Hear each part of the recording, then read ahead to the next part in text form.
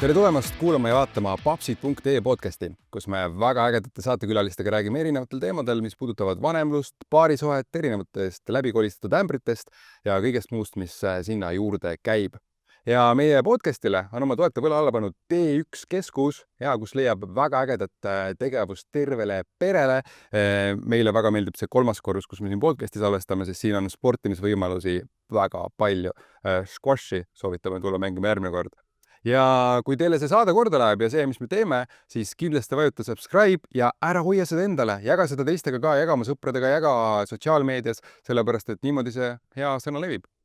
Aga lähme tänase saate juurde. Tänase saate külaline on jälle, me saame teda väga pikalt kirjeldada. Meil on kirjanik, muusik, saatejuht, koolitaja, 3 lapse isa ja ütleme niimoodi, et mees, kelle elu on olnud korralik rock'n'roll. Mihkel Raud, tere tulemast saatesse. Tervist. Saite kutsumast. Tere. Oleme näha. Täiega rõõm ja hea meel, et sa oled siin meiega saates. Ja kirjeldasin ka, päris pikk nimekiri tuli, mis kõik su nagu rollid on, et kui täna hommikul kõigepealt, kus sa üldse ärkasid, kus silmad lahti tegid? No ma elan seal, kuhu ma oma mütsi panen, nagu ütleb kuulus lauluviis, aga minu keskne ja peamine elukoht hetkel on Pärnu linnas. Ma elan juba natuke üle 2 aasta, aga loomulikult töö toob mind Tallinnasse erakordselt palju. Ja eile tõi ta mu kõigepealt korraks Tallinnasse, siis ma käisin vahepeal korra Rakveres, tegin ühe koolituse, siis tulin tagasi ja et täna, et siin olla, ma vahepeal ööseks Pärnusse ei läinud, vaid elasin või ööbisin oma armsas lapsepõlvekodus kirjanike majas, mis asub Tallinnas. Nii et täpne logistiline info minu ärkamise kohta on see, et ma ärkasin täna aadressil Harju tänav 1. Jõudsin juba paar asja ära teha ja nüüd olen siin. Väga rõõm on ja mis ütleme kõige nendest rollidest, mis sa ette loetud, et milline on praegu kõige aktuaalsem sul roll on elus? Praegu ma olen intervjueeritav. Ma olen defineerinud seda kuidagi niimoodi, et ma olen see, mida ma parajasti teen. Et antud juhul on minu roll olla siis intervjueeritav. Aga ma arvan, et üks niisugune julgelt 3/4, kui mitte isegi 80% minu professionaalsest elust on hetkel koolitamine, motivatsiooni kõnelemine, seda tüüpi värk, et inimesed, ettevõtted on mu kuidagi üles leidnud, minu koolitused on vist natuke teistmoodi. Tahtmata kuidagi hinnanguliselt kõlada koolitajate suhtes üldiselt, aga nad on natuke ilmselt teistsugused, kui võib-olla inimesed on harjunud. Ma ei näita PowerPointe ega anna inimestele mingid elukestva õnne valemeid. Jällegi ma ei taha väita, et ülejäänud seda teevad, see on lihtsalt niisugune klišeeline nagu arusaam, missugused koolitused tavaliselt on.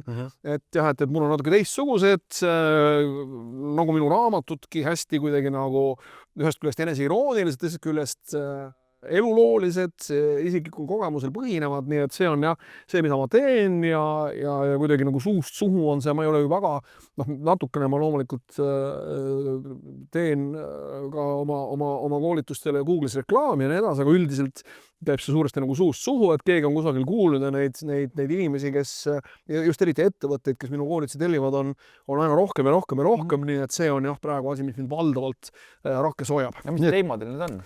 Mul on tegelikult 3 sorti koolitusi, mille kohta on võimalik lugeda minu koduleheküljel mihkelraud.ee. Mul on motivatsiooniloeng, mis on hästi populaarne, üks tunnine stand-upi sugemetega, aga samas üsna informatiivne ja ka tõhusad praktilisi tööriistu kuulajatele andev koolitus. Siis mul on üks avaliku esinemise koolitus, mul on kommunikatsioonikoolitus, mis koosneb avaliku esinemise ja kirjutamise koolitusest, nii et need on siis 3 valdavat ala, kus ma siis inimesi koolitan ja mida ettevõtted siis minu käest tellivad. No avaliku esinemisega on sul igastahes hästi, seda võime küll. No ma väga tänan, ma väga loodan, eks ma olen seda teinud ka aastate jooksul ja mul on mõnevõrra võib-olla kogemust, et võib-olla see natukene aitab ja just seda sama kogemust, aga ka avalikuks esinemiseks valmistumise tehnilisi aspekte ja tõesti nagu tööriistu ma oma koolitustele tõesti inimestele jagan. Aga jah, aga meil on siin podcastis lähme alati alustame enamasti vähemalt lapsepõlvest, et lähme lapsepõlvega tagasi, et kõik oleme sealt pärit, eks ju, see, millise pagasiga me sealt tuleme, eks seda me siin terve elu lahendame, et kuidas sul, milline Mihkli lapsepõlv oli, et eks sa oled seda jaganud, aga rääga meie kuulajatele ka. Absoluutselt, lapsepõlv on, esiteks ma sündisin väga toredasse perekonda, minu ema ja isa olid mõlemad kirjanikud, isa on juba pikemat aega madalamees, ema on siiamaani meie hulgas. Ja nad on mõlemad kirjanikud, Eno Raud, Aino Pervik, minu vend õde, Rein Raud, Piret Raud, samuti kirjanikud. Meil oli väga tore ja on siiamaani väga tore perekond. Lapsepõlv möödus enam-vähem nii, nagu nõukogude ajal inimeste lapsepõlved möödusid. Me ei püherdanud mingis tohutus rahas, sõltumata vaatamata sellele, et minu vanemad olid ju väga kuulsad inimesed ja isa suisa üle terve endise idabloki, eks ole. Sipsik ja eriti Naksitrallid olid väga armastatud lasteraamatute tegelased nii endises Nõukogude Liidus kui ka nendes nõndanimetatud Varssavi pakti riikides, Ida-Saksamaal, Poolas, nii edasi, Tšehhoslovakkias, Jugoslaavias. Aga me ei püherdanud mingis rahas, sest see ei olnud niimoodi, et müüsid palju raamatut, see palju raha nagu tänapäeval on. Me ei olnud ka mingisuguses tohutus vaesuses. Me elasime täiesti normaalset, tavalist niisugust pereelu, nagu nõukogude aja inimesed elasid. Kindlasti oli perekondi, kes elasid mõnevõrra kitsamates tingimustes. Loomulikult oli perekondi väga üksikuid nomenklatuuri inimestest koosnevad perekondi, kes elasid oluliselt paremini kui meie. Aga nii palju, kui ma oma klassivendadel, klassiõdedel külas käisin, ma käisin ju üksjagu palju, nagu ikka käiakse. Ma küll ei märganud, et me oleksime kuidagi väga teistmoodi elanud. Minu lapsepõlv oli üsna tavaline, õnnelik lapsepõlv. Tõsi, kusagil siis, kui ma olin vast 10-aastane, meie perekonnas juhtus traagiline sündmus. Minu isa sai teise insuldi, muutus vasakult poolt halvatuks. Minu emast sai üleöö 24/7 põetaja. Tal oli 3 lapse asemel ootamatult justkui nagu 4, kellest kõige rohkem paradoksaalsel või hämmastaval kombel vajas abi ja tähelepanu minu isa. Nii et eks see loomulikult mõjutas väga seda, milliseks me kolmekesi, siis mina, minu õde ja minu vend kasvasime ja sirgusime. Mina sealhulgas, eks see minu niisugune tohutu, niisugune, siis öelda, tähelepanu vajanud. Üldse ma ei taha kuidagi nagu hinnangut anda, et tema oleks pidanud olema rohkem tähelepanelik minu suhtes lihtsalt, ja ta oligi ja väga oli, arvestades olusid, aga eks see tähelepanu loomulikult vältimatult läks väga palju isale. Nii et eks sealt on kõik minu veidrused ja minu mingisugused, ma ei taha öelda nagu traumad, aga ikkagi mingisugused teatavad niisugused nihked pärit, mis minu elus on toimunud. Nii et jah, et meie pereelu oli selles mõttes normaalne, õnnelik kuni ühel hetkel. Mitte, et siis oleks kõigile õnnetuks muutunud, aga perekonna dünaamika muutus väga kiiresti, väga oluliselt. Sa tõid ühe asja välja ka, et see nagu tähelepanuvajadus võib ka olla nagu sealt pärinud, et ma just eelmine saade Joel käis meil siin ja siis tuli selline, kuidas ma ütlen, vara täiskasvanuks saamine lapse kohta, mis tegelikult on ebanormaalne, eks ju. Et kas võib ka nii öelda, et kui põhimõtteliselt sul üks vanem kadus ära, teine vanem pidi hoolitsema, eks ju, isa eest, et tegelikult sa pidid saama väga vara täiskasvanuks, et 10-aastane võib-olla ei peaks veel hakkama enda eest nii palju vastutama, kui sa juba pidid. See on ühest küljest õige. Esiteks, mu isa ei kadunud ju ära, eks ole, ta oli mul olemas, me nägime iga päev, me olime kogu aeg koos ja nii edasi, lihtsalt oli haige ja alguses tal oli liikumisega rohkem raskusi, hiljem mõne aastaga ta ikkagi juba õppis ka kepi abil käima ja nii edasi, alguses ta vajas rohkem tähelepanu. Aga tõsi on see, et see minu täiskasvanuks saamine tõesti ilmselt juhtus veidi varem kui võib-olla teistel, aga mitte sellepärast tingimata emal ei olnud meie jaoks aega, oli ikka loomulikult. Pigem oli see omamoodi niisugune põgenemine. Loomulikult me ei mõelnud sellest niimoodi, me ei sõnastanud seda enda jaoks nii, aga me kõik kuidagi otsisime tõenäoliselt mingisugust niisugust alateadlikult kuidagi mingisugust põgenemist sellest niisugusest ikkagi keerulisest kodusest olukorrast. Veel kord, meil ei olnud mingi tohutu draama või mingi tohutu nutt ja halava ema ja siiamaani eramordselt tubli ja kihvt naine, kes meie kõigi eest hoolitses. Aga ikkagi sa selles haigusolukorras ilmselt laps alateadlikult tajub, et asjad on kuidagi teistmoodi, kui nad on kogu aeg olnud ja igaüks meist otsis omamoodi niisugust põgenemist. Minu jaoks põgenemist ja alguses oli teater. Ma olin väga suur teatrihuviline ja tollel ajal oli Draamateatri peanäitlejuht Mikk Mikiver, kes võttis mu kuidagi oma hõlma alla, mis tähendas seda, et ma suurema osa oma ajast, koolivälisest ajast veetsin Draamateatris. Ma käisin päeval vaatamas peale kooli proove, õhtuti ma käisin vaatamas etendusi, siis jälle magasin, käisin hommikul koolis, tegin oma mingid koolitööd, mida iganes, aga ma veetsin suure osa oma ajast Draamateatris ja mul on õudselt hea meel tagantjärgi kõigile toonastele Draamateatri inimestele ja ma mängisin ka kaasas või tegin kaasa mõnes Draamateatri etenduses, 2 täpsemalt. Nii et see oli nagu esimene niisugune põgenemine ja teine põgenemine oli muidugi rock n roll, mis saabus üsna kohe peale seda teatriperioodi. Mis see vanus oli siis? Ma arvan, et niisugune muusika või see, et mulle rock n roll väga meeldib või et mulle muusika väga meeldib, sellest ma sain aru üsna vara. mu vend Rein Raud oli ka suur melomaan ja kuulas kõik toonased, ma ei tea, Pink Floyd ja ma ei tea, Emerson, Lake and Palmer ja Yes ja Supertramp ja kõik need toonased bändid, mida tollel ajal nii-öelda trenditeadlikud keskkooli noored kuulasid, plaadid olid ka meil olemas, Rory Gallagher ja nii edasi, et läbi venna nii-öelda kuulamise, Mike Oldfield, läbi venna muusika kuulamise tekkis minus tohutu muusikaarmastus ja mu vend väga toetas seda minu muusikaarmastust ja ma olen talle sellest kohutavalt tänulik siiamaani.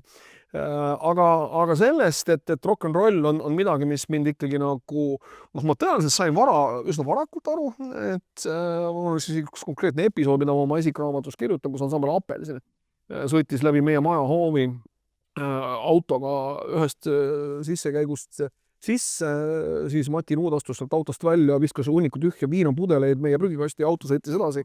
Kogu ansambel Apelsin oli seal sees, see oli see hetk, kus ma kuidagi fikseerisin, et see on see mustlasrong, millega ma tahan ühineda ja millega ma tahan maailma avastada. See oli minu jaoks väga märgiline sündmus. Ma tegelikult sain sellest üsna varases lapsepõlves aru, et rock and roll ja kogu see elu ja kõik see, mis on tegelikult omamoodi suurem kui elu, on minu jaoks väga oluline ja väga tähtis.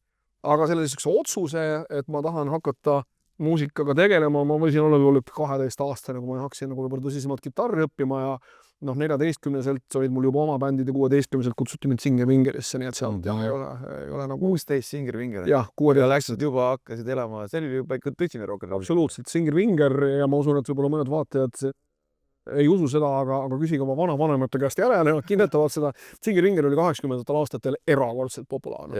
Ma julgen väita, et populaarsem, kui mitte kõige populaarsem rock-ansambel. Ja sama populaarne kui tänapäeval, ma ei tea, 5 Miinust, eks ole, kuigi meie muusikud on väga erinevad, aga lihtsalt, et panna noorema vaataja jaoks perspektiivi.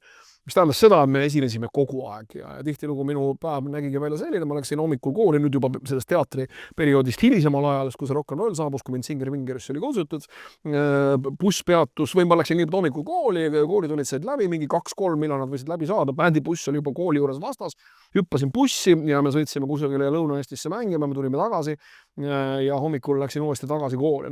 Sellised võisid päevad täiesti vabalt olla. Valdavalt olid muidugi mängud nädalavahetustel, kus kooli ei olnud, aga 16-aastaselt ehk siis ma olin 10. või mingis eelviimases klassis äkki ja hakkas mul tegelikult minu professionaalne muusikuelu juba peale. Loomulikult hakkas ühel hetkel segama õppimist ja loomulikult selle Singer Vingeriga ja ma ei taha kuidagi Singer Vingerit süüdistada selles, jumal hoidku selle eest, aga kogu see rock and rolli elustiil tuli ka minu ellu ikkagi 100-ga. Kõik need hirmsad asjad, mis lava taga ansamblitel juhtusid toona ja juhtuvad praegu, tulid minu ellu väga-väga varani, et minu psüühikas toimus ka väga oluline seismiline muudatus või niisugune teatav maanihe, millest kujutad ise ette, sa oled nii seas inimene, väga noor inimene. Laps ja äkki oled see kõige populaarsem ansambli, eks ole. Ja kogu see tähelepanu-vajadus ka, mis ütlesid, eks ju, tegelikult sealt see nagu lapsepõlvest, eks ju, tuli, sa said kohe selle kõik kätte. Sul polnud enam vaja ei ema, ei isa, sul on lihtsalt nagu tuhanded fännid kogu aeg lava ees. Täpselt nii, lisaks ma teenisin rohkem kui minu isa ja ema kahe peale kokku, ma olen 16 aastane. Tegelikult muidugi seda tähelepanu-vajadust ühase jätsin mainimata ja seda nii-öelda kuulsaks saamist, kui niimoodi tohib sellest rääkida. See juhtus minu elus võib-olla veidi varem, kui ma mängisin 2 lastefilmis. Esimene neist oli Nukitsamees, seal ma olin veidi vähem tähtis tegelane, aga teine film oli aasta hiljem 1981 valminud telefilm nimega Keskpäev. Ja Keskpäevas ma mängisin siis negatiivset kangelast, kelle nimi oli Riho, eks oli väga paha poiss, aga nagu teada loomulikult tüdrukutele need pahad poisid just väga meeldivadki ja ma mäletan, kui see film välja tuli ja siis koolis ma olin ikkagi üsna, kuidas siis öelda, ma ei taha öelda kuidagi ihaldatud, aga ütleme need ma suhtlesin vanemate klasside tüdrukutega üsna vabalt. Kui vanad sa ise olid, siis olid 10, 11, midagi siukest. 11, jah. Isegi 12 äkki. Aga sa mõtled, ma olen 69, 81, ma pidin olema 12.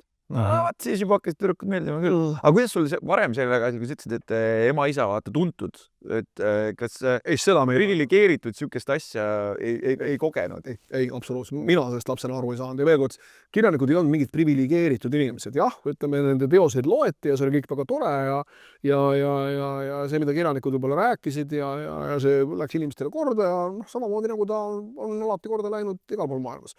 Aga et meil tuleksime kuidagi nagu praktilises elus mingid tohutud privileegid olnud, seda ei olnud. priviligeeritud olid nõukogude ajal ikkagi ainult partei nomenklatuuri liikmed, partei mingid keskkomitee tegelased, nemad olid tõesti priviligeeritud, nagu kirjanikud, luuletajad, ma ei tea, kunstnikud, keevitajad, seda on kõik ühtemoodi.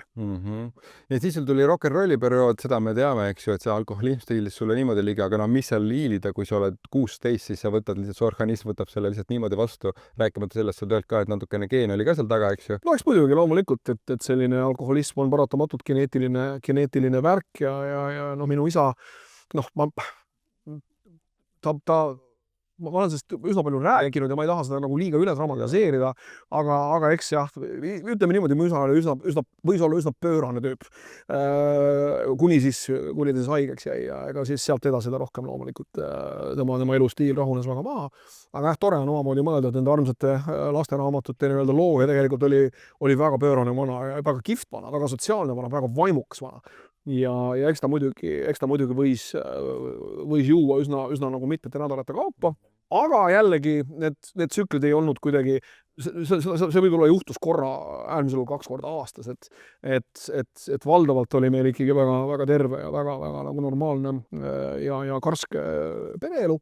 Aga eks seal loomulikult on geneetikat väga taga, mis on selles mõttes sobiv oluline ka nagu märkida, et noored inimesed, kes võib-olla meid vaatavad ja kelle vanemaid, ma väga usun sellesse geneetilisse värki ja see ei puuduta ainult haigus, aga ka alkoholismi, mis tegelikult on haigus, nii et kui sul on ikkagi peres inimesi, kes on alkoholiga kimpus, siis tuleb sellesse suhtuda väga tähelepanelikult. Isegi ütlen selle juurde, et kui sul on nagu ongi alkoholism on näiteks vanematel või on see peres olemas, eks ju, tegelikult see võib nagu mingisuguses muus vormis ka tulla, et lihtsalt sul on sõltuvustel on hästi lihtne neid vastu võtta. Et mingi muu sõltuvus võib selle asemele tulla, aga see sõltuvusi pead sa oma elus nagu väga tähelepanelikult silmas pidama. Absoluutselt, me tegelikult kõik peame, sest me tegelikult oleme kõik sõltuvustele väga altid, kes suuremal või vähemal määral see niisugune dopamiini vajadus või see ennast hästi tundmise vajadus on meil kõigil väga raju. Aga selle hästi tundmise vajaduse lahendamiseks on tervislikumaid ja ebatervislikumaid meetodeid, et tõesti üks variant on juua või süüa jõle palju või ma ei tea, minu poolest käia kasiinos või ma ei tea, teha kokaiini või mingeid selliseid asju, aga tegelikult see dopamiinilaks on saadav ka näiteks sporti tehes ja te olete kuulnud ju terminit runner's high, jooksja, kaif, eks ole, see on reaalselt olemas.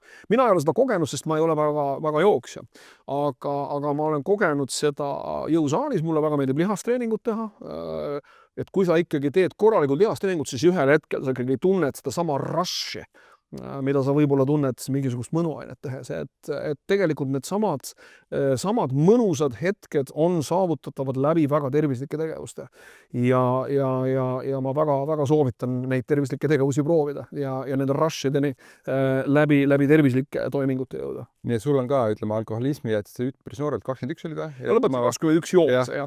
Põhimõtteliselt oli see, et sa tõmbasid kriipsu peale ja su elu muutus tegelikult. Kas võib öelda, et see oli isegi parim otsus, mis sa elu jooksul oled teinud? Kindlasti, see on kindlasti asi, mille üle ma oma elus olen kõige uhkem. Et ma olen muidugi teinud erinevaid asju oma elu jooksul, kui küsida ühte asja, mille üle ma kõige uhkem olen lapsed välja arvatud. Lapsed on selles off-limits, küllap me võime nendest ka rääkida. Lapsed niikuinii. Aga nii-öelda laste väliselt asi, mille üle ma kõige uhkem olen, on need ligi 35 aastat, mil ma ei ole tarvitanud tilka alkoholi. Väga uhke. Jaaks ka. No sul käib 3 aastat praegu käib. Ma tegin 3 aastat, siis ma mõtlesin, et vaatan, nagu kuna mul ise ka alkohoolik ja mul endal oli umbes taoline lapsepõlv nagu sulgi, et lihtsalt ma nägin, et kuule, tõeliselt mehed on need, kes suudavad ära juba 2 pudelit viina, ära tõmmata 5 pakki suitsu ja siis ühe õhtuga 3 naist seal on no umbes nagu sul, kui see, kes või apelsin sõitis sealt läbi. Vaatasin, see on minu iidol, nagu ma tahan ka. Ja siis üsna varakult taipasin, et pagan, et väga kaugele ei jõua, et need vennad, kes joovad ära 2 pudelit viina, on 30-selt on juba läbi omadega, ainuke, kellest jõud üle käib, on enda naine ja lapsed, päris sükest elu ei taha. Kõige võeti mõõduks välja. Ma ei ole mingisugune alkoholi vastu nagu aktiivselt võitleja. Alkohol on imetore asi ja kõik need mingid muud mõnusad tegevused. Need on imetoredad, kui neid on võimalik ja suudetakse teha nagu mõõdukalt. Söömine täpselt sama, söömisest väga palju ei erine. Ei ole midagi paremat kui üks niisugune rohkem võiga tehtud imeline croissant, eks ole. kui sa ühe sööd, see on fine, aga minu häda on see, ma kipun sööma neid 10, ma kipun alati kõigega nagu liiale minema.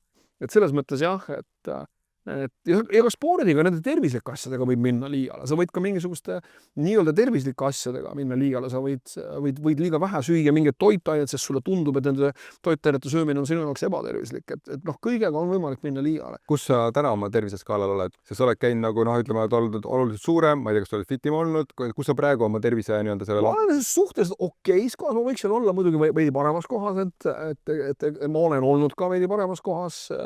Aga noh, see on ka natuke sõltub natuke sinu elustiilist ja nii edasi.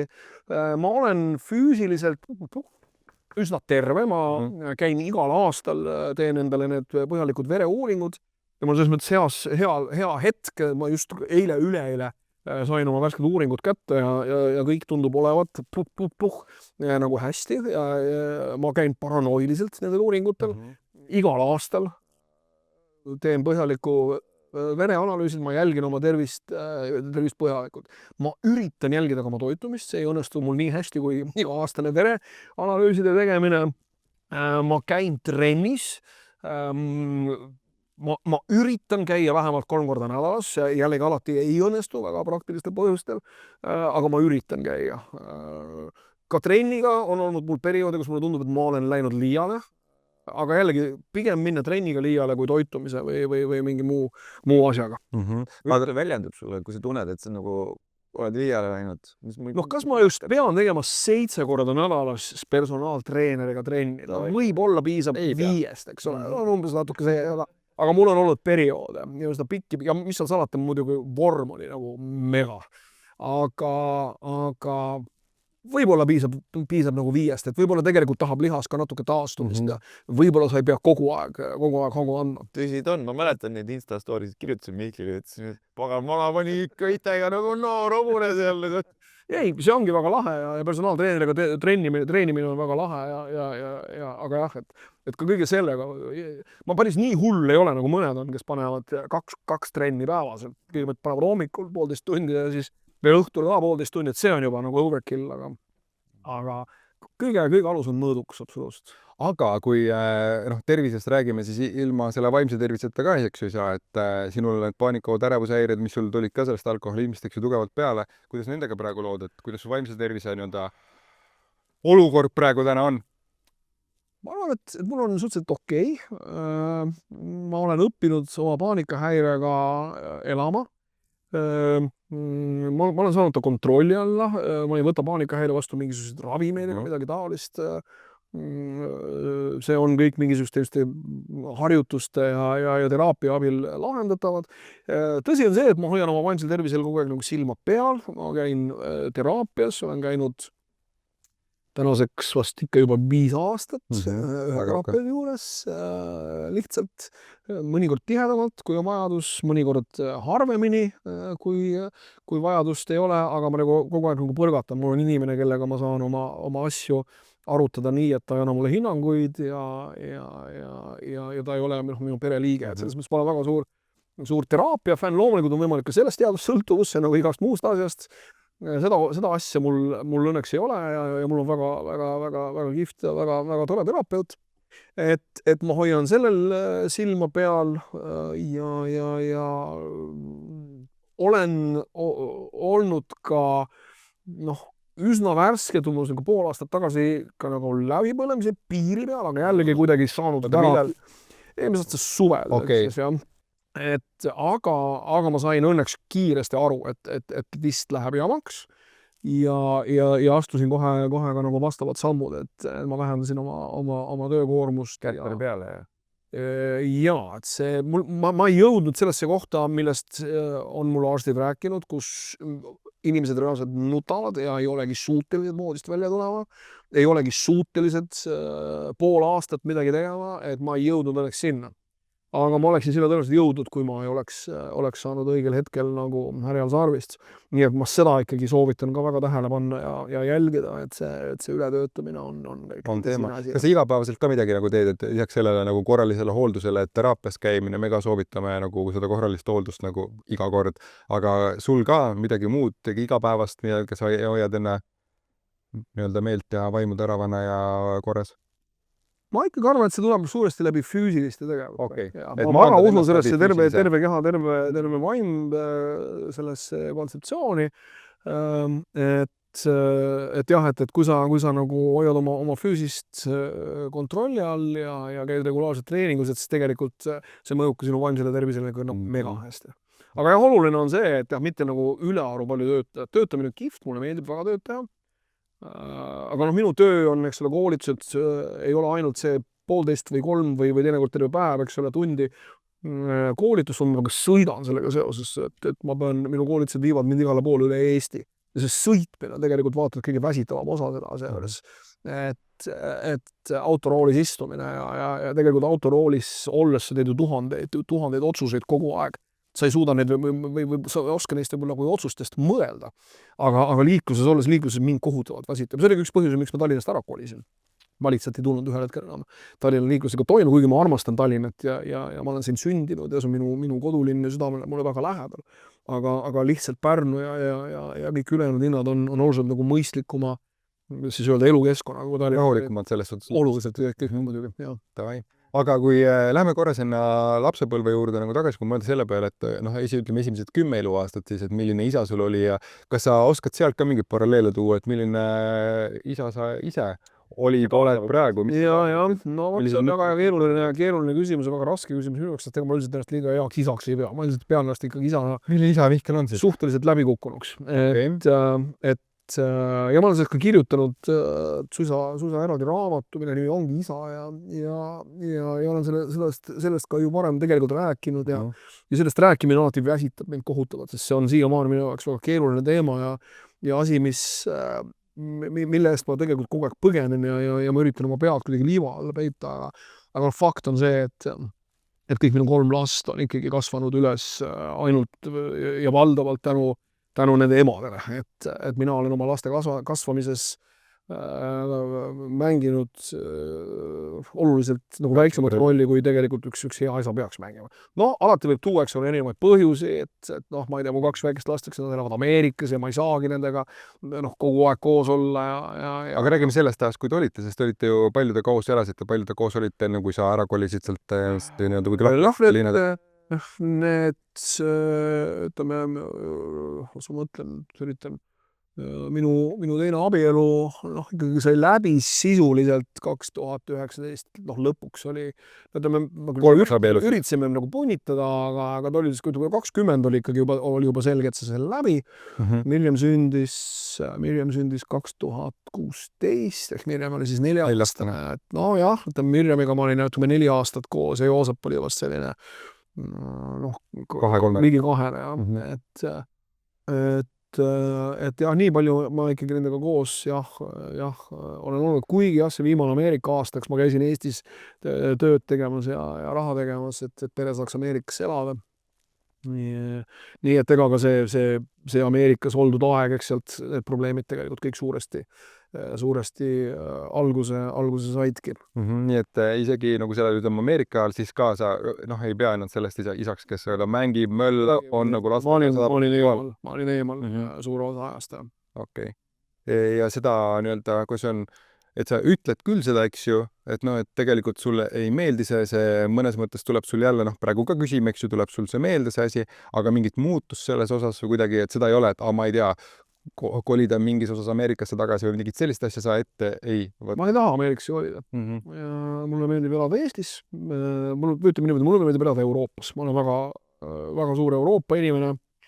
Ma olen elanud Ameerikas ja kuidas siis öelda? Mulle meeldib seal vähem kui Euroopas. Mis on põhiline, mis sulle Ameerika, ütleme, mis sa välja tood, mis on paar asja, mis on Ameerika sinu jaoks no-go? Probleemid, jah. Ameerikas muidugi on väga palju toredaid asju ka, ega ma ei ütle Ameerikas. Muidugi loomulikult mulle meeldib seal siiani käia ja kui sa oled niisugune hedonist nagu mina, siis Ameerikast paremat kohta annab ju välja mõelda, eks ole. Portsud on suured ja valikuid on tohutult, ei ole lihtsalt mingi Aafrika restoran, vaid on Etioopia restoran ja Gambia restoran ja ma ei tea, mis iganes restoran. et neid võimalusi on nagu tohutult palju, elu nautida, tõenäoliselt ka tööd teha, kuigi mina professionaalset elu ei ole kunagi Ameerikas edendanud ega ette kujutanud, aga ma usun, et paljude professionaalide jaoks Ameerika on fantastiline koht. Aga kuidas siis öelda?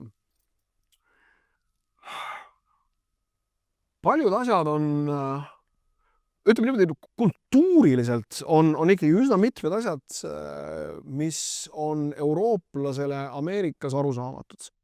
Alustades võib-olla kõige olulisem on see, et ameeriklaste puhul nad on võimelised olema erakordselt avatud, sõbralikud, sümpaatsed, viisakad, sinust kuskil nagu hoolivad inimesed.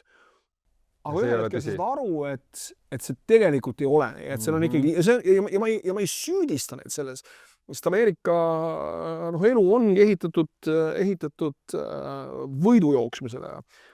Kõik ameeriklased jooksevad üksteisega võidu, eks ole.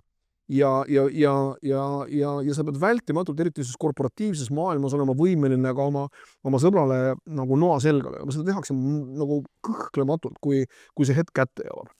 Ehk iga ameeriklane on ikkagi väga individualistlik. Eks me kõik oleme, aga mulle tundub, et eurooplased on nagu mõnevõrra vähem individualistlikud. Teiseks kogu see kuulus tervisesüsteem, mis Ameerika Ühendriikides on lihtsalt groteskne, see on lihtsalt naeruväärne, see on täiesti arusaamatu, see on täiesti jabur. Ja Euroopas ja tegelikult igal pool mujal, suuremates osas mujal nii-öelda tsiviliseeritud maailmas, kuigi mulle ei meeldi see sõna, et iga tsivilisatsioon on tsiviliseeritud, aga ütleme siis selles nii-öelda lääne, ma ei tea, liberaalses demokraatlikes riikides on see tervisesüsteem oluliselt paremini lahendatud Kanadas, Euroopas ja nii edasi. Ja kolmandaks muidugi haridussüsteem, et see on hästi ebaühtlane, et selleks, et saada head haridust, Ameerika peab olema raha, saab olema metsikult raha. Muidu seda ei saa. See lihtsalt ei saa.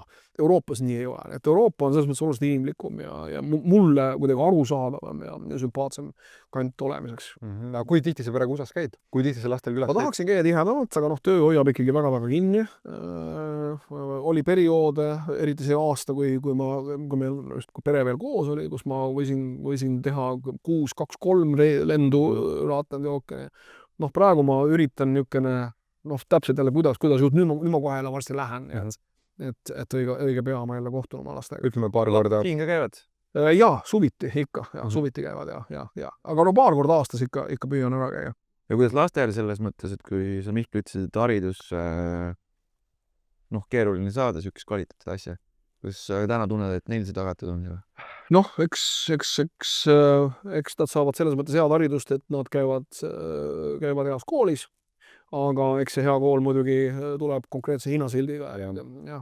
Jällegi, ega see public school või siis see nii-öelda riiklik haridus ei ole ka kogu aeg ja ainult väga halb, aga ta on väga ebaühtlane. Ja inimesed alati, kui nad ostavad endale korterit või üürivad korterit ja kui nende lapsed käivad selles selles riiklikus koolisüsteemis, nad ikkagi väga valivad oma elukohta selle järgi, milline on kool, et see kool oleks. On paremaid, on halvemaid koole. Aga ütleme, see private school süsteem või siis nii-öelda erakoolid Ameerikas midagi ei ole teha, annavad ühtlasemat ja paremat haridust, aga see maksab raha. Kui sa lähed, kus sul on, kas lapsed on ütlevad sulle onuissi või on läbisaamine on ikkagi... Ei, nad ei ütle mulle onuissi ja vähemalt esialgu veel mitte, et me oleme ikkagi nagu, nad ikkagi saavad aru, kes ma olen, aga see on väga hea küsimus, et ega see probleem kollitab kogu aeg ukse taga ja selles ei saa olla nii-öelda 100% kindel, et see nii jääb, nii et selle nimel tuleb kindlasti tööd teha. Sul on üks laps veel? Jaa, mul on 3 last, tõepoolest mul on 2, kes elavad Ameerikas, üks, kes elab Eestis, ta on juba täiskasvanud mees. Me mängime samas ansamblis, mille nimi on Singer Vinger, ta on Singer Vingeri kitarrimängija, nii et selles mõttes mina temaga kohtun kõige tihedamalt. Nii et ta astub isa jälgedes? Võib nii öelda, jah. Ma tahaksin öelda, et ta astub oma jälgedes ja et ta on selle ise valinud ja ongi ja ta on erakordselt andekas. Ta on juba praegu kordi parem kitarrimängija, kui mina kunagi olen olnud ja ma usun, et see areng jätkub veel, ta väga armastab muusikat, talle meeldib väga muusika tegemine. Singer Vinger ei ole tema ainus muusikaline projekt, tal on veel terve hulk lugematuid lugematuid projekte, sealhulgas oma enda ansambel Neon Fur, kus ta mängib ja laule kirjutab, nii et jah, et ta on väga tubli. Ja kuidas Kaarliga suhted on? Temaga on suhted kollegiaalsed ja sõbralikud, et ega ma ka temaga iga päev ei suhtle ja tegelikult ju peaksin rohkem suhtlema, aga ja ühest küljest ei ole mugav mul öelda, et et see tööd on lihtsalt nii jube palju, ma lihtsalt ei jõua nende asjadega tegeleda.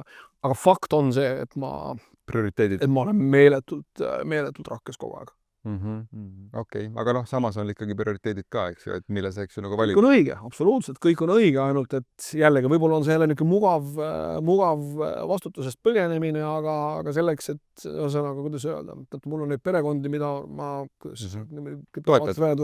jah, üleval pidada on üks jagu. ja seetõttu selleks, et muidugi ma pean jah valima prioriteete ja kui kogu maailm ja sealhulgas ka minu elu oleks ainult minu korraldada, ma tõenäoliselt teeksin asju veidi teistmoodi ja korraldaksin neid veidi teistmoodi, aga kahjuks ei ole.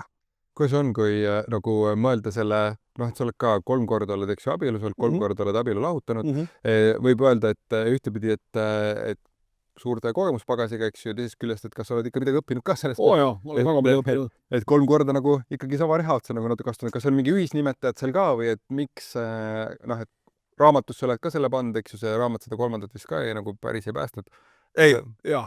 3 abielu on mul läinud tuksi, aga see ei takista mul peatselt 4. korda abielumast. Oleme kuulnud, jah, vastab tõele. Ja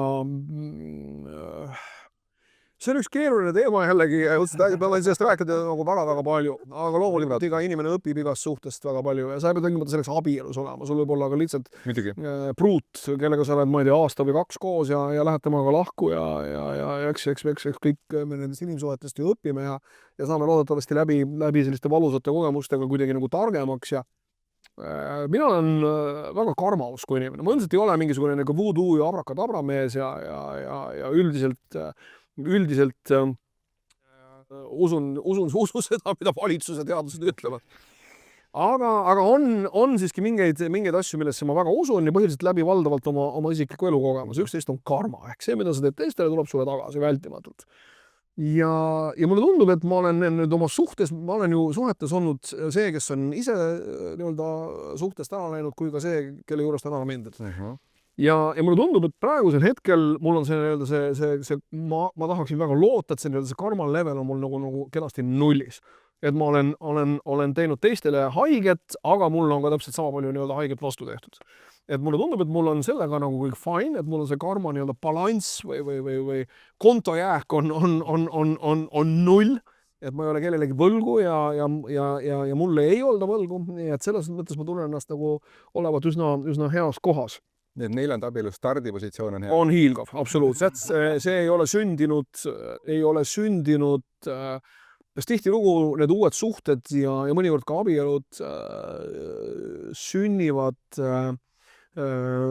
teisele inimesele haiget ja liiga ja kahju tegemisest, eks ole. Kuigi üldiselt tavaliselt need niisugused ja mul ei ole õnneks liiga palju neid kogemusi. Need niisugused armukese pidamised, need armukese suhted ei püsi ju väga kaua. Aga tihtilugu või aeg-ajalt need uued suhted tekivad sellest, et sa teed kellelegi teisele liiga ja eks on minulgi tekkinud, aga praegune ei ole sellised pinnalt nagu sündinud ja selles mõttes mul on selle suhtes väga hea tunne ja ma olen vähemalt ise kuidagi väga rahulik ja väga õnnelik selle. Aga lähme selle juurde tagasi, et see 3 suhet, et kas seal on nagu ühine nimetaja ka olnud, et ma tahaks sinu jutu pealt nagu öelda, et üks ühine nimetaja võib-olla on nagu töö olnud, kuhu sa oled nagu ära põgenenud, eks ju, aga kas see on õige ja mis on veel olnud? Isegi täiendaks seda, et Mihkel, 3 abielu, 3 õppetundi, konkreetset õppetundi, mida sa nüüd sellesse suhtesse kaasa ei võta, mida sa võtsid või võtad teist?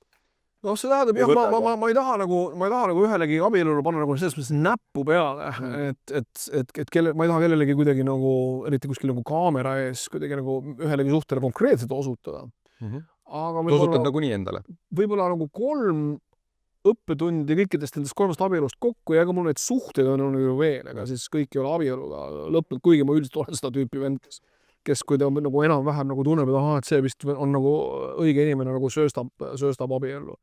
Nüüd selle viimasega ma olen võtnud nagu teadlikult veidi rohkem aega ja Pruut on seda aega võib-olla veel rohkem nõudnud, et tema, ta teab minu seda mustrit, täpselt, ta teab ja tunneb seda mustrit, et ta ei soovi ja väga, ja see on temast erakordselt mõistlik ja see on veel üks põhjus, miks ma teda nii palju armastan.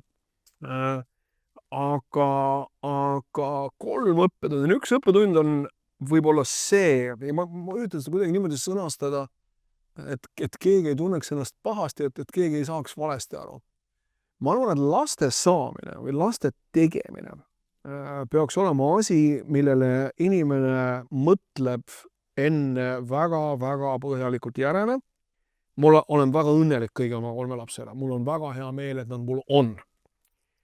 Aga that being said, nagu inglise keeles öeldakse,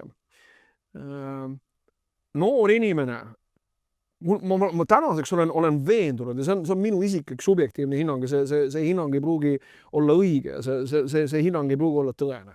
Aga ma arvan, et enne 40. eluaastat ei peaks ükski mees last saama, sest et midagi ei ole teha, ükskõik kui nunnu, ja mulle meeldivad väga need toredad, ma vaatan, noored inimesed käivad, eks ole, tõukavad õnnelikult enda ees seda käru ja see kõik on erakordselt kena ja romantiline ja ilus. Aga on fakt.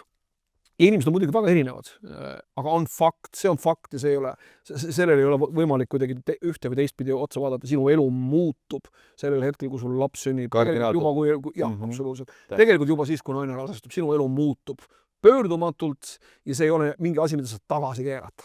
Sa saad, aga olles seal juures ikkagi korralik siga. Jah, selles mõttes sa jalutada ja loobuda sellest. Kirjutada ennast välja. Täpselt niimoodi, aga ükski nagu väärikas inimene ei tee seda. Nõus. Sinu elu muutub radikaalselt. Sa ei saa teha enam kõiki neid asju, mida sa oled harjunud tegema, mida sulle meeldib teha. Sa ei saa käia enam reisidel täpselt siis, kui sulle pähe tuleb. Sa ei saa enam sõpradega minna kõrtsi siis, kui sul pähe tuleb. Nope. Sa ei saa väga paljusid asju sa ei saa teha. Sa ei saa üks jagu aega rahulikult öösiti magada. Aastaid. Absoluutselt võib olla nii. See natuke sõltub on siin näide. See sõltub ühesõnaga, sinu elus muutuvad väga paljud asjad pöördumatud. Ja sa pead rahulikult järgi mõtlema, kas ma olen selleks valmis. Ja ma tean inimesi ja ma väga hindan inimesi, kes ütlevad, et just nimelt sellepärast ma ei soovi endale lapsi, et minu praegune elu meeldib mulle ja ma kardan seda muudatust. Sest et kõige hullem asi, mis saab juhtuda, on see, et sa mõtled, jah, mulle tegelikult meeldib mu elu, aga vahet ei ole, pere peab ju laps olema ja ma teen selle lapse ära ja siis, eks ole, hakkab see jama peale ja siis tekivad need pinged. Ja oluline on ka mõista meestel, naised teavad seda niigi, aga mehed ei kipu teadma eriti noorema seas, et kui sinule sinu abikaasa või sinu partneri suhe muutub peaaegu et pöördumatult, kuni selleni, kui lapsed saavad suureks. Sa ei ole enam kõige tähtsam ja olulisem asi oma partneri elus, sa oled tähtsuselt teine. Ja see võib väga paljudel noortel meestel võtta jalad üsna nõrgaks.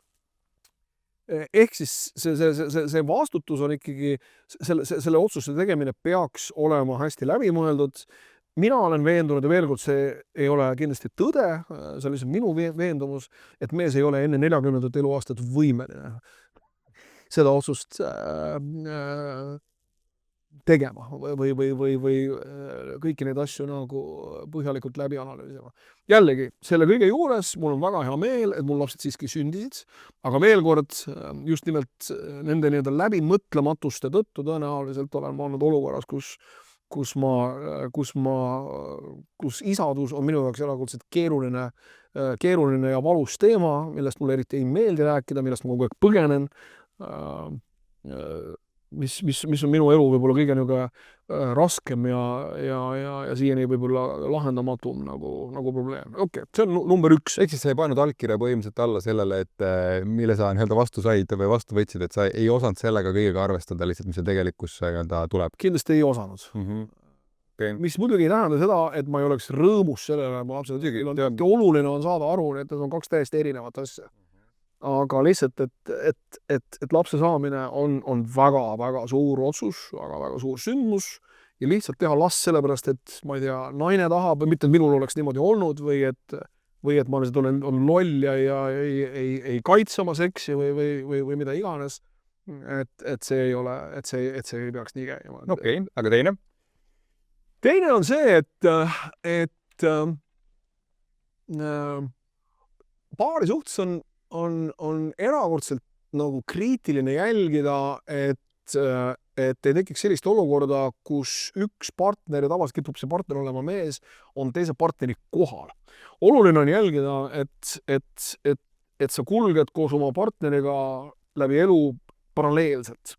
Et teil on mõlemal ühtviisi olulised teekonnad, et kumbki ei pea midagi ohverdama teise nimel, et mõlemad saavad oma elus teha neid asju ja liikuda nende eesmärkide suunas, mille suunas sa tahad liikuda.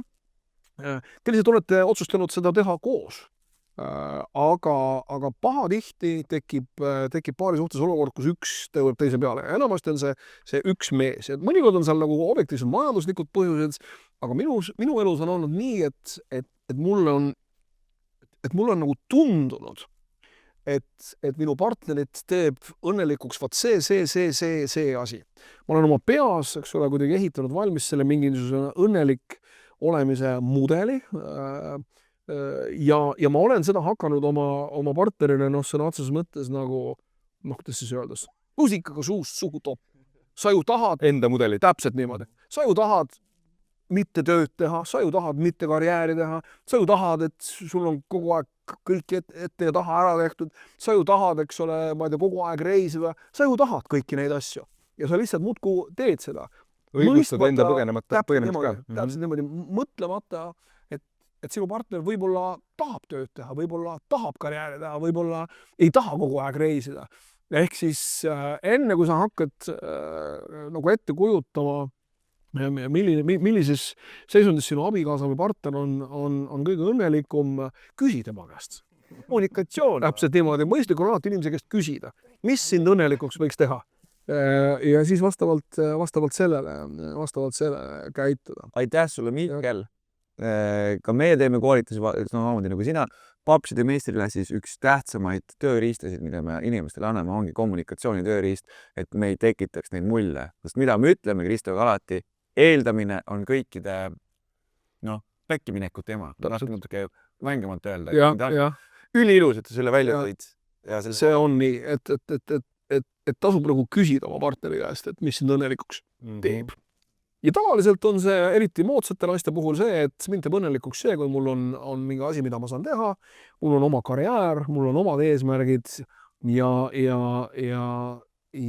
muidugi paljudele naistele meeldib lapsi saada, mitte kõik ei taha neid, aga paljud tahavad, aga lapsed ei tohi olla, ühesõnaga see laste kasvatamine, see on jõle banaalne ja trafaretne, aga see on tõesti tõsi, et mõlemad osapooled peavad ikkagi laskma teisel ka laste kõrvalt nagu oma iseseisvat elu elada ja oma tööelu elada. Eestis õnneks on võimalik isadel võtta seda isapuhkust, eks ole. Seda kasutatakse tegelikult väga vähe, et nagu võrreldes, isegi ma ei tea, aga Ameerikas Rootsis on ju see, et see on 50-50, et sa pead võtma muidu ilma sellest, kui sa ei võta. Ameerikas kui sa 2 nädalat saad peale sünnitust naisena see on jube, see on ikka jube. Reaalselt, jah.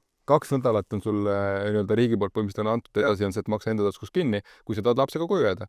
Teine variant on viisõime. Sul Mihkel sündisid lapsed ikka Eestis, ikka? Jah, täiesti. Okei, 3. Mis see 3. õppetund võiks olla? 3. õppetund võib olla, jumal, need on 2 nagu niisugust suuremat ja peamist, et 3. on ilmselt jõle palju ja nad on kõik võiksed võib-olla veidi nagu triviaalsemad või veidi kuidagi nagu väiksemad. Aga ütleme siis niimoodi, et ja mul on õnneks see nagu alati ka olnud abielude puhul,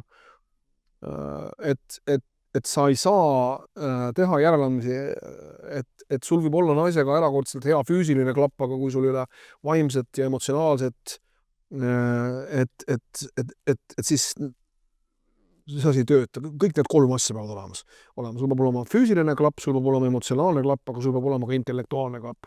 Et sul peab olema naisega millestki rääkida, sul peab olema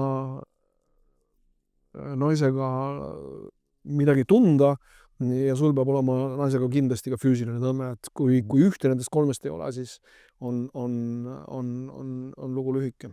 Kas need tõed sa panid kõik siia enda raamatusse ka kirja? Tead, see võimalik, ega ma ei ole neid saatan. ega ma ei ole seda viimasel ajal ju lugenud, ega ma väga ei loe oma raamatut. Aga Ma eeldan, et need asjad on seal olemas. mõte on lihtsalt see, et kas sa nii-öelda et ongi, et te ju tegelikult läksite peale seda raamatut, läksite Liinaga, eks ju, nagu kokku uuesti, et kas sa neid õppetunde, näiteks üks kommunikatsioon, mis välja tõid, eks said ju praktiseerida, et sealt ei andnud seda siis nii-öelda Ma arvan, et see rong oli jah, selleks läinud ikkagi. Lõplikult läinud, et seal on jällegi tahtmata ja me oleme kokku leppinud Liinaga, et me oma ei kunagisi ega praegusi suhteid kuidagi avalikult teiste ees ei kommunikeeri. Aga ma arvan jah, et lihtsalt oli juba ilmselt hilja. Selge. Kui nii-öelda sind, ütleme, et isana iseloomustades ütlesid, et et said isegi läbi kukkunud, ütlesid vist sellise Kindlasti. et päris nagu kehva, kui abikaasana sa ise ennast iseloomustaksid, kuidas sa ennast abikaasana iseloomustad? See oli suhtes partnerina. Ega ilmselt ka mitte liiga hästi, sest et ma tahaksin loota, et mul on praegu kõik kõige paremas korras. Praeguse kommunikatsioon, praeguse tööriistad, kõik on nagu paika pandud. Jah, ma usun küll ja ma näen sellega nüüd vaeva ka, et veel kord, ma käin teraapias. Mida varasemalt ei olnud. Absoluutselt, varasemalt seda ei olnud. Et selle suhte käigus, aga mitte ainult selle suhte pärast, vaid endast arusaamist. Iseenda, muidugi. Täpselt niimoodi. Et selleks ma olen käinud teraapias ja ma ikkagi töötan sellega. Ja ma mõtlen selle peale iga päev.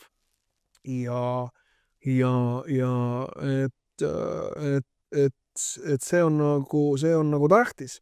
Aga ega ma ei ole mingisugune liiga hea partner ilmselt olnud, sest et ühel või teisel põhjusel on need abielud ju kõik tuksi läinud.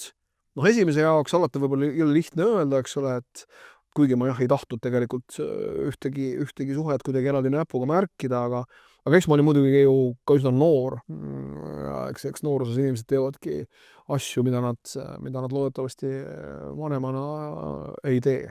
Ja on mitmeid asju, mida ma ja mitte ainult abielu puhul, vaid küll varasemate nii-öelda naissuhete puhul tegin väga noore inimesena, mida ma täna kindlasti enam ei teeks, aga noored mehed ongi natuke teistsugused kui vanemad.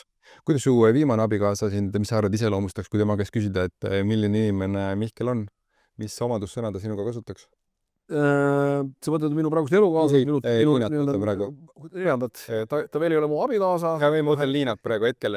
Maria juurde tuleme ka, aga Liina kõigepealt. Me oleme temaga kokku leppinud, et me ei aruta teineteise elusid ega spekuleeri teineteise arvamuste üle avalikus ruumis. Väga hea, aga tema käest me küsisime ka, et mis sa arvad, ta ütles küll sinu kohta iseloomustas täiesti, et mis sa arvad, mis ta sinu kohta ütles? Ei oska öelda. Ta ütles väga ilusasti sinu kohta, ta ütles, et Mihkel on väga helde ja et ta jagab nii-öelda kõike, ma eeldan, et ta mõtles selle all kõike lisaks nii-öelda rahalise panusele ka kõike, et sa nii-öelda hoiad inimesi ja et sa oled helde, et seesama koht, mis sa enne ka välja tõid. Et see tegelikult on väga ilus ja oluline omadussõna nii-öelda, eriti peale lahkuminekut mõtteks. Kuidas sa iseloomustad tänast suhet selles mõttes, et Liinaga siis, et mitte Liinaga, Mariaga mõtled? Ei, Liinaga just, seepärast, et mida me teame, mida me siin papsides oleme ka rääkinud, et kui lõpeb romantiline suhe, siis üks suhe jääb eluks ajaks ja see on lapsevanemlus, et see liin jääb. Veel kord jällegi, et me oleme temaga kokku leppinud, et me neid asju avalikkuse ees ei aruta, et kui meil on mingisugused asjad, mida meil on vaja arutada, siis me teeme seda omavahel. Aga loomulikult, nii üleüldiselt rääkides, inimesed jäävad ju laste kaudu, eks ole, seotuks aegade lõpuni või oma elu lõpuni. Ja on tore, kui inimesed suudavad sellises olukorras, kui võib-olla mitte kohe, siis vähemalt mingi aja möödudes jõuda mingisugusele niisugusele ratsionaalsele ja mõistlikule, ma ei tea, levelile või tasemele, et see toimub sõbralikus ja meeldivas vormis. Mitte ole niimoodi, et a la Mirjam abellub siin 15 aasta pärast, et siis on valikuvariant, et kas ma kutsun... Ei, muidugi, sellist asja kindlasti ei ole. Aga kuidas ma tahan seda tunnustada, et see lihtsalt, et kui tegelikult ausalt sa võtad selle vastuse et tõepoolest, et ma olengi vahepeal olnud kehv isa või et ma olen kehv abikaasa olnud ja sa räägid seda siin avalikult, et selline vastutuse võtmine, et see on respekt.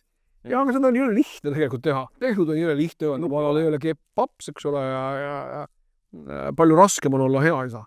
Seda küll, aga seda välja niimoodi öelda ja eriti veel olles avaliku elu tegelane, seda tegelikult ei ole lihtne teha.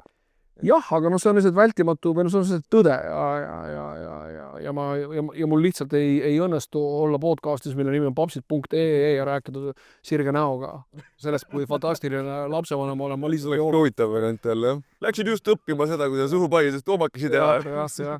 Ja. Väga hea. Super. Kuidas sa suhetes muidu, oled sa armukade inimene? Järjest vähem. Aga on olnud see kontrolli asi ja see lapsepõlv, isegi eelmine podcast rääkisime selle natuke, et see kontrolli asi ja see nagu just see vara täiskasvanuks saamine, ta on tegelikult kõik natuke nagu seotud, see armukadedus on ka päris selline, käib sinna ühte patta tavaliselt sellega. Ma ei ole kunagi olnud väga kontrolliv inimene, selles mõttes ma ei ole olnud selline inimene, kes käib paaniliselt oma partneril järel ja vaatab, mida ta teeb või ei tee või üritab spiooni, ja. Seda mul ei ole. Aga ma olen muidugi armukade inimene olnud ja kuni selleni välja, et see võib-olla kõlab natuke pahasti ja võib-olla natuke nagu hämmastavalt, aga sellest, et ma tõesti teist inimest armastan, saan ma lõplikult ja lõpuni aru siis, kui ma armukadedust tunnen. Ja muidugi armukadedus on õudselt nagu egoistlik ja õudselt nagu halb tunne ja noh, võib ju öelda, eks ole, et kui sa teist inimest armastad, siis sa peaksid ju tal kaasa elama ja rõõmus olema, kui ta kellegi teise mehega veel jõus oma suhte leiab, eks. Et see on niisugune täielik ja kompromissitu ja piirideta niisugune teise inimese armastamine, et. Aga sa sinna jõudnud ei ole? Ei, sinna ma tunnistama ja, et sinna on mul veel pikk tee, tõenäoliselt on seal vaja meditatsiooni ja seeni võib-olla. Totaalne rõõmust, pikkel raudi. Okay. Et selleni ma jõudu teha. Meil on näiteks armukadades, kus kohast on mulle endale nagu välja löönud, et ma olen suhteliselt vähe armukade inimene olnud, aga tõepoolest see on hea märk, et noh, vaata, et siis järelikult ma hoolin sellest inimesest, kui ma ikkagi tunnen ju teistpidist tunnet ka. Aga kus kohas tegelikult mul on välja löönud, alati tekib see peeglisse vaatamiskoht, et ma tunnen tegelikult ebapiisavuse tunnest. Et mida teeb siis see teine inimene teistmoodi, et ta sai näiteks minu kaasale ligi või seda tähelepanu ja atraktsiooni. Täpselt nii. Ja see on mulle tavaliselt löönud siis jalaga. No või peegli pannud ette, et kuule vaata peegli. Ehk see on erakordselt egoistlik tunne. Sa vaatad ennast, see on ainult nii-öelda täpselt peegeldus sulle endale, et ma olen järelikult kehv tegelane, mitte et oi, et ma olen kaotamas endale kallist inimest, eks ole. Et ongi väga, väga erinevad asjad. Me siin käisime jaanuaris konverentsil, selline ettevõtliku mehe konverents, meil sõber Timo seda korraldas ja oli väga võimas, väga äge konverents oli ja Illimargi oli seal lava peal ja rääkis oma petmise lugu ja jagas nagu meestega ja sul on ka, sa oled mõlemas koha peal olnud, et kas sa nagu, kui sa ise oled seda teinud, kas sa saad ka midagi öelda, et kas suhtest, et mis sind ajab sinna, et sa lähed näiteks petma ja siis teistpidi ka, et jälle, et kas see on nagu paratamatus, kui suhe logiseb, et või saad sa jälle näpu peale panna, et okei, et tegelikult ma aga, et petmis on alati kaks poolt, eks ju. Et mina tegin seda, et saad endale peeglisse vaadata, miks tegelikult teine läks seda tegema. Et kas sul on ka, saad sa sellele peale vaadata oma petmistele?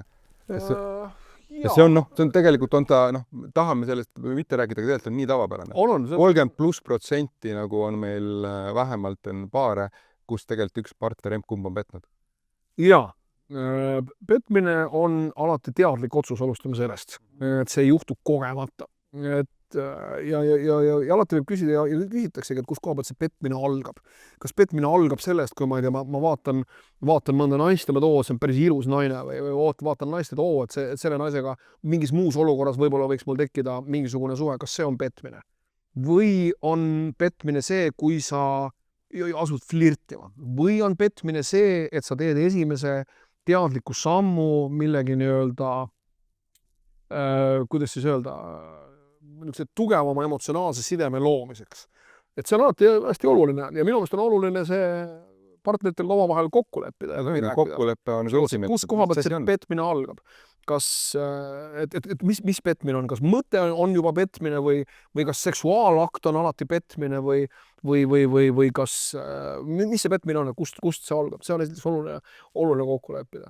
Aga petmisega on see värk, et ta on igal juhul teadlik otsus, ükskõik, võib-olla see jah ei ole, kui ma näen kaubanduskeskuses samas T1-s mõnda preili, see on päris ilus või kihvt või seksikas preili või naine, et see ei ole mingi teadlik otsus, seda ma lihtsalt saan sellest aru.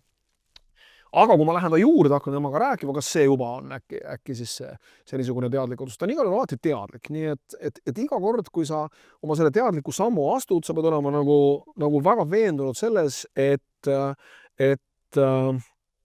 kuidas siis öelda, et sa pead olema teadlik nendest tagajärgedest, võimalikest tagajärgedest.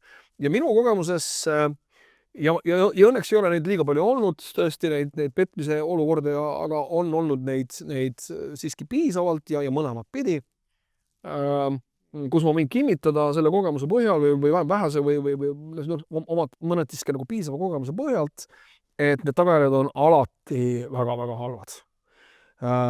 Jah, on võib-olla mingeid suhteid, mis on võimelised sellest petmisolukorrast kuidagi välja tulema, aga ma pigem väga ei usu seda. Me tahame sellest uskuda mingisugusel perioodil, eriti siis, kui meid võib-olla on petetud ja meie juurde on tagasi tuldud ja me õudselt nagu usume sellesse, et need haavu on võimalik parandada, aga minu kogemus tegelikult ei ole. Et see on alati väga tähtis, et inimene saaks aru, et kui ta selle sammu teeb, et sellel on igal juhul tagajärjed. Ja ei piisa sellest, kui see on ka nagu tõsi, et igasugused armumised ja need petmisele viivad asjad, mingisugused füüsilised tõmbed, need suuresti ajukeemilised protsessid, need on tegelikult mõneti illusoorsed, et mitte öelda väga illusoorsed. Me teame kõik, et arvumine on ajukeemiline protsess ja läheme tegelikult peast segi. Nii on. Ajutiselt. Ja see saab läbi. Õnneks või kahjuks, olenevalt sellest, kust otsast vaadata. Ühel hetkel see niisugune ajukeemiline mulksumine ja ajutine hulluks minemine asendub täiuslikus paari suhtes respekti ja see arvumine muutub niisuguseks armastuseks, nagu me teame. Aga tihtilugu see hullus, ajutine peast segiminek võib su paisata petmisesse. Ja vaat see on üks ohtlik asi, et kui sa mingisuguses hulluses jätad maha oma pere, saad siis, ma ei tea, 3-6 või mis see maksimaalne armumise periood on, välja vist arvutatud. Kuni 2 aastat. Kuni 2 aastat. Üle 2 ei lähe. Ja üle 2 kindlasti ei lähe. Ilmselt 2 aasta pärast. Tegelikult minu kogemuses juba mõnevõrra varem hakkab nii-öelda päriselu sisse koppa. Tavaliselt 6 kuud tuleb. Ja hoopis 6 kuud pärast on päris elu ukse taga ja siis sa saad äkki aru, et sa oled teinud kohutava pea. Aga 6 kuud on juba jälle piisavalt pikk aeg selle teise inimese jaoks sellest jamast nii-öelda välja tulemiseks ja sa ei pruugi enam sinna eelmisesse suhtesse, mis tegelikult oli sinu jaoks parim tagasiliselt saada. Ja ma soovitan väga selle asja peale järele mõelda. Kõigepealt leppida oma partneriga kokku, mis asi on petmine. Need on väga erinevates paarisuhetes, võivad olla väga erineva koha peal. Sõltub sellest, kui liberaalselt sina või sinu partner mõtleb ja milline on sinu maailmanägemus. Leppida see punkt kokku ja kui siis tekib selle punkti ületamise kihk, küsida enda käest, et kas see on seda väärt, kas ma lihtsalt äkki ei ole praegu lihtsalt purjus, mida armumine vältimatult või paratamatult ju tegelikult on. Sa oled lihtsalt joobes. Kasutan korra sind ja sinu näidet, et see sama, mis sa ennem tõid ka, et see on nagu teadlik otsus, eks ju, aga need teadlikke otsusi on tegelikult selles ahelas ju hästi palju, vaata. Ja üks koht, mis väga soovitame suhtesse sisse tuua, on see sama ausus. Sellepärast, et kui sa tegelikult oled selles kohas aus ja sa saad olla aus oma partneri vastu, et sulle näiteks mingisuguse inimesega tekkis mingisugune kontakt või meeldimine, siis me oleme täheldanud seda, et mis ausus teeb, on see, et ta tõttab selle jõu tagant ära. See lugu ei saa ise enam edasi elada, sellepärast olete põhimõtteliselt nagu toonud nagu ette. Muidu on see, et ta hakkab mingisugust oma lugu elama näiteks, et aga mis oleks siis, kui me teeks seda, kuidas oleks, ja ta elab mingit asja. Ausalt, laua peal, võtab jõu maha ära. See on üks võimalus seda asja vaadata. Minu kogemus on natuke teine ja ma julgen teile siin natuke vastu vaielda. Selle aususega kipub nimelt olema see häda, et et kui oletame, toome näite, ma olen partneriga suhtes ja nüüd mul tekib mingisugune kõrvalsuhe ja mingisugune armumine või mida iganes. Me käime, eks ole, nagistame kuskil salaja, teeme klassikalist armukese värki. Ja sellega mul igal juhul kaasnevad süümekad. Mul on tohutud süümepiinad, see ei ole mingi lihtne asi, aga mind jõledalt tõmbab sinna, sest ma olen peas, eks ole, käib kogu see dopamiiniralli ja ma olen täiesti segi, eks ole. Nüüd, mida see ausus pahatihti tähendab, on see, ma lähen räägin oma partnerile ära, tead, niisugune lugu on selleks, et saada oma süümepiinadest lahti. Nüüd on mul kõik hästi, mul enam neid süümekaid ei ole, aga mida see partneriga teeb? Partnerile tekitab see tohutut valu. Nii et enne, kui sa lähed nagu ausalt midagi ära rääkima, ole kindel, et sa ei tee seda mitte selleks, et oma enda enesetunnet parandada, vaid teed seda selle olukorra kuidagi lahendamiseks. Sest see ausus teeb teisele igal juhul haiget. Kui sa oled selle kokkulepitud petmise piiri ületanud, sa teed teisele inimesele igal juhul haiget. Sa võid talle rääkida siis, kui see asi on läbi, aga mitte nii, et ma eile lõpetasin ära. Ei, mul on aasta aega lõpetatud. Raisk julgesid teha, kannatad need süümekad välja, midagi ei ole teha. See asi on aasta aega vanas, siis sa võid rääkida oma partnerile. Ma astusin sellest üle, aga ma ei tahtnud seda rääkida selle pärast, et ma ei tea, ma ei olnud kindel, et see asi mul saab läbi või et ma ei olnud kindel, mida see sinuga teeb või mida iganes. Nii et selle aususega tuleb olla selles mõttes ka nagu delikaatne. Kaks asja sulle vastusin, et üks, ma sellega olen ka päri, mis sa nagu toid, et see tihti võib olla see, et sa teed enda nagu süümekat vähendada enda puhul, mis ma ütlesin ka see aususe puhul, on see, et see on enne, kui see asi jõuab tegudeni. Et see on just sellepärast aus olla, et see võtab nendel tegude kihi üldse ära.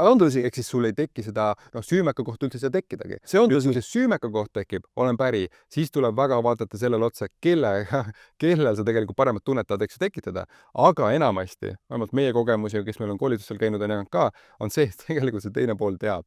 Et enamasti teine pool teab. Räägime naistest ja teeb ei pruugi teada. Aga enamasti naised teavad, et tegelikult on see, et sa tegelikult tegeled enesepetuga, suhe on ehitatud sellele ja see enne ei saa edasi tegelikult liikuda, kas siis laiali minna või uuesti tugevamalt kokku minna, kui see asi on tegelikult nagu päevavalgel toonud. Sellega ma olen nõus, aga kui te olete kokku leppinud oma suhtes juba selle, et kellegi sulle meeldima hakkamine on petmine. Juhul, kui see koht on juba nii kehvas, siis muidugi üldiselt see suhe ei saagi väga toimida. Oleme niimoodi ausad. Jah. Kuidas sul on võimalik anna piir sellele, et su ei tohi isegi inimene meeldib? Ei ole võimalik. Aga kui elukaaslane ütleb, et minu jaoks juba see, kui sa mõtled kelledega, minu jaoks on võtmine, siis tasub ära jaost. Täna õhtul me ei vaata, saates Miikel viimati oligi sellise, see on väga korralt, täna õhtul seda saadet kallis naine sinuga ei vaata, sellepärast, et sulle meeldib Miikel Raud, lihtsalt me ei pane seda telekast käima, et sa muidu jälle ilastad siin kõrval, päris nii ei saa. Ei saa. Väga lahe, see on see Epuga raamat on ka sul mõnusalt valmis saanud, et kuidas sul kas siis seda hiljem hästi küsida? Kuule, vaata Miikel, ma sain 40. Palju õnne. Jah, sain 40 olid hiljuti. Ta on nõks vanemust. Ja nüüd on sul sihukene lugu juhtunud, et sul on kõvasti noorem naine. Jah. Ja siis Epuga ka siin koostööd ja värki teinud, et nagu ma tahaks kapitaalne olla. Niimoodi 10-15 aastat ka. Mis te tahad naise välja vahetada või? Nagu naist ei tahaks välja vahetada, aga vaata, sihukene noorem naine tähendab seda, et sa pead olema vitaalne. Ja kui me Epu juurde nagu jõuame jutuga, et siis nagu igal pool, nii magamistoast väljas kui magamistoas. Et on sul siis mingisugused ägedad nippe anda siis minusugusele mehele, et millegi juba täna. Kuidas oma funktsioonidega paremini hakkama saada? Jah, et sa ütlema, et ma nagu toimiks nii ülevalt pealt ja igalt poolt nii magamistoas sees kui ka väljas. See on väga lihtne. Ülevalt poolt toimimiseks ma soovitan inimestel lugeda. Ja mitte sotsiaalmeediat. Ma soovitan sellega võimalikult vähe olla seotud, see on lihtsalt üks digitaalne narkootikum, ei midagi muud. Ma soovitan inimestel sotsiaalmeedias olla nii vähe kui inimlikult võimalik. Ja tegelikult ma soovitan seal üldse mitte eriti olla. Mina ei ole, mul on tõsi küll, mul on need kontod olemas, sest aeg-ajalt inimesed suhtlevad minuga, kes suhtleb läbi Instagrami, kes suhtleb läbi Facebooki, aga ma olen õnnestunud oma telefoni saada sellise Instagrami, kus ma näen ka ainult neid teateid, et mul seda feed ja kogu seda muud jama ei ole. Et ma ei käi ei Facebookis, ei Instagramis, mitte kusagil. See on see on digitaalne narkootikum, sa oled sellest täpselt samamoodi sõltuv nagu päris narkootikum, mis sa lihtsalt paned, vaatad, kui palju su pilti on laigitud, sul on vaja kogu aeg seda uut dopamiinilaksu, eks ole. See on aja raiskamine, see lööb su peassegi. Loe raamatuid, vaata häid seriaale, vaata häid filme, käid teatris, hoia ennast nii-öelda elu ja maailmaga vaimselt kursis. See hoiab sul siit asjad korras. Igalt poolt majalt hoiab sind korras treening. Jõuame selle juurde tagasi ja enam-vähem mõistlik toitumine. Toitumine on minu elus kõige keerulisem osa, nende muude asjadega ma olen saanud hakkama. Toitumist jälge, et su naine võib lihtsalt 5 aasta pärast sulle öelda, et ta ei näe enam seda piirkonda võib-olla, mida sa tahad, et ta näeksid, ta lihtsalt ei näe seda ja see ei ole ühelegi naisele meeldiv. Nii et toitu mõistlikult, käi trennis, loe raamatut, käi teatris, vaata filme, mida iganes. Nii lihtne ongi. Ja siis oled magamistoas tegija. Ma ütleks, tegija oled, aga ma arvan, et sa saad oma normaalsete füüsiliste talitustega kenasti hakkama. Jah, mitte ainult raamatu lugemisega. Aga kuule, aga me hakkame vaikselt kokku oma otsi tõmbama siin, et kas sul on äkki mingisugune mõnus rääkisid lugemisest ka anda mõni hea raamatusoovitus nii-öelda? Üks on see, et sa kirjutasid enda lisaks enda ma oleme neid lugenud, on tõesti hea, et soovitused, et lisaks selle ühe raamatu kirjutasid su erinevate nagu ütleme siis suhtenõu raamatute pealt nagu kokku, et kas on midagi sealt võtta, et ühtepidi niisugust kasulikku ja ma tahaks kindlasti mingisugust nagu iluasja ka nagu juurde, et sellist nagu mõnusat, sest sa kindlasti oskad soovitada. Kui keeruline, et neid raamatuid on ju väga palju. Mulle üldiselt meeldib lugeda ka inimeste biograafiaid, eriti rokibiograafiaid, see kuidagi annab mulle võimaluse minna tagasi oma noorusaega, kuhu me kõik tahame ju kokku tagasi minna. Ma loen väga palju biograafiaid. Ma alati soovitan neid lugeda, kui on mõni ansambel või mõni muusik või mõni inimene, kes sulle huvi pakub, veenduda, et see on hea biograafia lugeda. Seda mulle väga meeldib lugeda niinimetatud non-fiction ehk siis mitte ilukirjanduslikku kraami. Mingitest suhteraamatutest ma ei oskagi. Ma ei ole neid viimasel ajal ise liiga palju lugenud ja ega ma neid liiga palju enam ei mäleta. Võib-olla üks viimane niisugune teaduslik raamat, mida ma lugesin seda kui inglise keeles ja mida ma soovitan võib-olla inimestel lugeda, seda enam me siin rääkisime ka sõltuvust ja seda sorti kraamist ma olen nimedele kohutavalt kehvek, oli Anna Lembke tema nimi, see on üks Ameerika psühhiaater, kellel on raamat, mille nimi on Dopamine Nation inglise keeles, eesti keeles on selle raamatu nimi Dopamiinisõltlased. Ma soovitan seda lugeda, see on hästi huvitav raamat, see räägib sellest, mismoodi inimese ajukeemia laias laastus toimib, mismoodi me oleme tegelikult kõik väga avatud ja väga altid just sellele dopamiinisõltuvusele ja kuidas aju alati üritab seda ka kuidagi nagu balansseerida, ehk nagu öeldakse, mis üles läheb, peab ka alla tulema ja kuidas seda kõike kuidagi hoida niisuguses mõistlikus ja mõõdukas balansis. Ma arvan, et see raamat aitab seda hästi mõista, et see on üks niisugusi viimaseid häid lugemisi, mida ma soovitan lugeda. Eesti keeles on vist Dopamiinisõltlased, äkki Rahvaraamatu kirjastus andis selle välja mõned aastad tagasi, nii et see on hea lugemine. Väga äge. Ja kas lõpetuseks veel, kas on mingi siuke nagu unistus ka või unistuste nagu võib-olla projekt nagu kas tööalaselt või isiklikus elus, mis on sul veel nagu täitumata, mida sa kindlasti tahad õhku visata, et see oleks äge, kui see tuleks või selle saaks ära teha, et mis on siuke nagu bucket listis? Mul on pikk bucket list erinevatest asjadest, mida ma tahan teha. Mõneni ma tahan jõuda väga vanu igi ja ma põhiliselt loodan, et ma elan veel kaua, et ma oma bucket listi saan ära teha. Aga ühtegi niisugust mingit tohutut suurt värki, millest ma nagu iga päev unistaksin ja ma tahan seda teha, seda ei ole ja võib-olla ongi hea, et ma ei liigu mingisuguse kättesaamatu sinilinnu suunas, vaid et ma teengi praktiliselt seda tööd ja elan seda elu, mis mulle meeldib. Väga äge, aitäh sulle. Aitäh. Enne kui kokku võtame sulle väike kingitus ka T1 poolt kingakaarte, saad mõnusalt siin enda aega veeta või shopata. Väga tore. Siuke mõnus, aitäh sulle, et sa tulid.